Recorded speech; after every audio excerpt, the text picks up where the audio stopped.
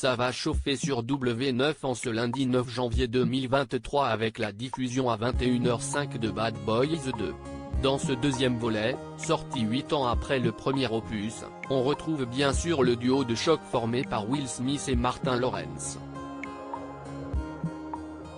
Ce film est aussi l'occasion de voir pour la première fois à l'écran une célèbre actrice, qui faisait tout juste ses débuts au cinéma. Amateurs de films d'action, branchez-vous sur W9 ce lundi 9 janvier 2023 à 21h05 car la chaîne diffuse Bad Boys 2. 8 ans après le succès de Bad Boys, auquel le studio ne croyait pas du tout, revoici donc le duo formé par Will Smith, dont est le premier grand rôle après la série Le Prince de Bel-Air, et Martin Lawrence.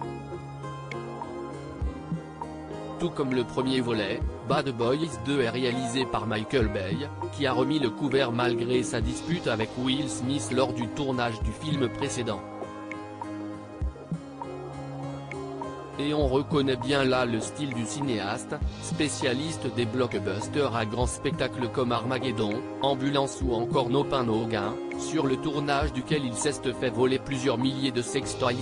Un duo entre action et humour dans Bad Boys 2, on retrouve tout ce qui a fait le succès du premier volet, des courses-poursuites en voiture ébouriffantes, des scènes d'action où les armes à feu tirent des munitions par centaines, mais aussi les réparties humoristiques entre Will Smith et Martin Lawrence, qui trouvent le moyen de plaisanter même quand la situation semble dramatique.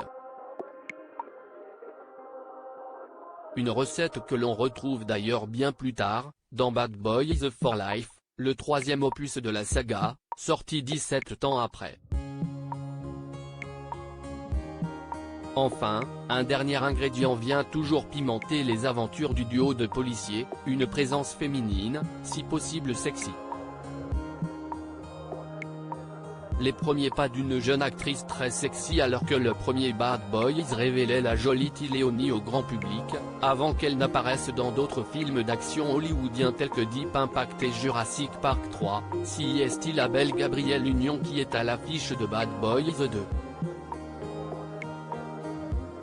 Et elle n'est pas le seul atout féminin du casting puisqu'une autre comédienne au physique avantageux fait ses débuts au cinéma devant la caméra de Michael Bay bien avant que sa carrière n'explose grâce à Transformers aux côtés de Shia LaBeouf et Josh Duhamel, il s'agit de Megan Fox.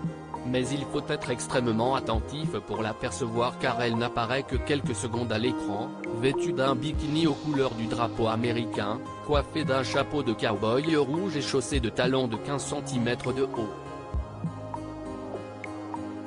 Sa performance est tellement courte qu'elle est créditée comme étant une fille en bikini dansant sous la cascade dans le générique de fin du film. À lire aussi Bad Boys for Life. M6, y aura-t-il une quatrième aventure pour le duo de flics de Miami ?